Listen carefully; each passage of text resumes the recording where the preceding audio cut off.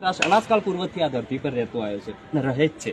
આધાર card કેમ આવે છે કે આધાર કાર્ડ આપણે બીજા દેશમાં જઈએ તો કે આ ચૂંટણી કાર્ડ, પાન કાર્ડ, કોઈ બી આપણે જે ત્યાંનો નાગરિકતા મેળવવા માટે, ત્યાંનો જે સહારો લેવા માટે તે કાર્ડ ધારક આપણે બળવું પડે કે નહીં બળવું પડે?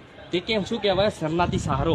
કે શરણાર્થી ક્યાં દેશમાંથી આવીને આ દેશની અંદર સહારો લીધો, શરણાર્થી સહારો, તે નાગરિક ભારતીય કહેવાય. આ જે સમાજ છે તે ભારતીય નથી, આ સમાજ છે તે નાગરિક નથી. આ સમાજ છે તે કોઈ દેશમાંથી ગયો નથી, કોઈ દેશમાં આવેલો. આ દેશનો છે, એની બેટો છે, જન્મજાત વતની છે.